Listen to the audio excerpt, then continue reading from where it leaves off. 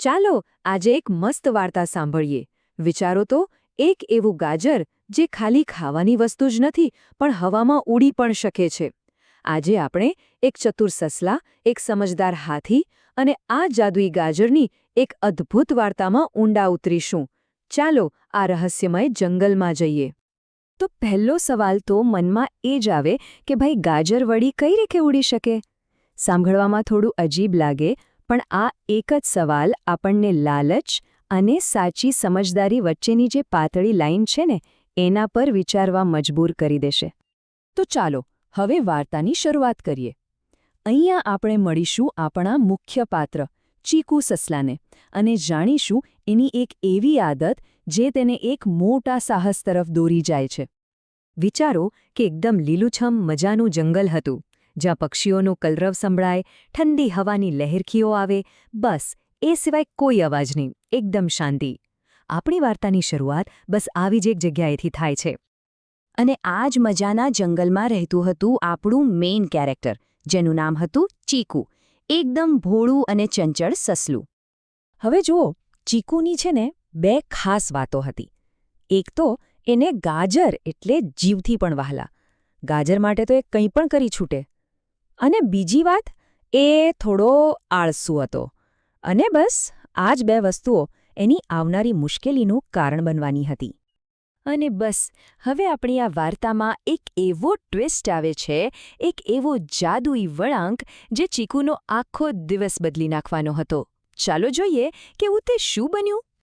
તો બન્યું એવું કે એક બપોરે ચીકુ જંગલમાં આમ તેમ ફરતો હતો અને અચાનક એની નજર એક એવી વસ્તુ પર પડી જે એણે ક્યારે નહોતી જોઈ.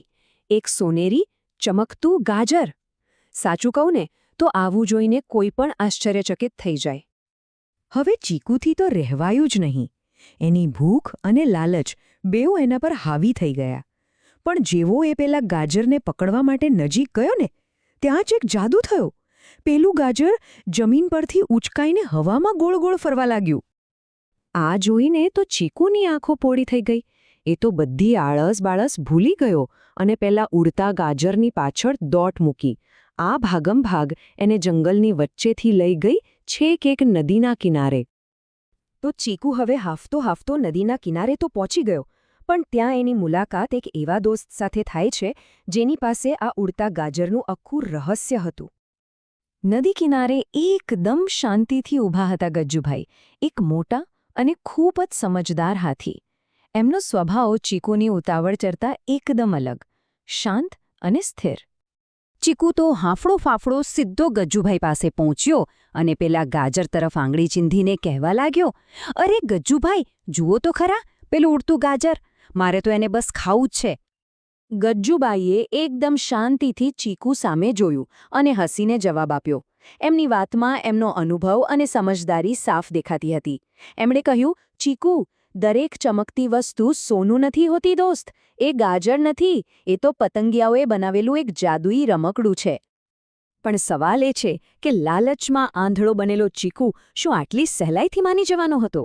ના, હવે વાર્તા એક એવા પોઈન્ટ પર આવે છે જ્યાં એક નાનકડી ભૂલ બહુ મોટી મુસીબત બની જાય છે. ચીકુના મગજમાં તો પેલું ગાજર જ ફરી રહ્યું હતું. ગજ્જુભાઈની વાત એના કાને પડી જ નહીં. એને તો પોતાની આંખે જે દેખાતું હતું એ જ સાચું લાગી રહ્યું હતું. એટલે ગજ્જુભાઈની સલાહને એક કાનેથી સાંભળીને બીજા કાનેથી કાઢી નાખી અને ચીકુએ પેલા ઉડતા ગાજરને પકડવા માટે નદી તરફ એક લાંબી છલાંગ લગાવી દીધી. અને પછી શું? દબાક! સીધો જઈને પડ્યો નદીના ઠંડા પાણીમાં. હવે અસલી પ્રોબ્લેમ તો એ હતી કે ચીકુને તરતા જ નહોતું આવડતું. પાણીમાં પડતા વેત એ તો ગભરાઈ ગયો અને બચવા માટે આમ તેમ હાથ પગ મારવા લાગ્યો.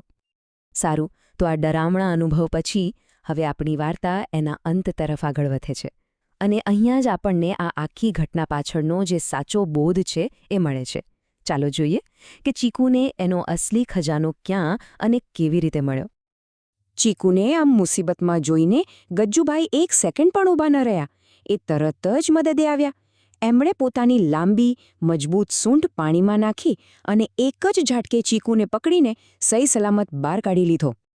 ભીંજાયેલા, ધ્રુજતા ચીકુને કિનારે લાવ્યા પછી ગજ્જુભાઈએ બહુ પ્રેમથી સમજાવ્યું. જોયું? લાલચ છે ને એ આંખો પર પટ્ટી બાંધી દે છે. તું પેલા રમકડા પાછળ એટલો પાગલ થઈ ગયો કે તને એ પણ ન દેખાયું કે સામે આટલી મોટી નદી છે.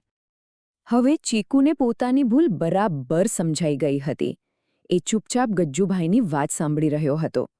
પછી ગજ્જુભાઈએ એને પોતાની પીઠ પર બેસાડ્યો અને જંગલના એક ખાસ અંદરના ખૂણામાં લઈ ગયા.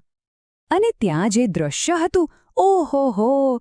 ત્યાં તો સાચા મીઠા લાલચટક ગાજરના ખેતરોના ખેતરો હતા.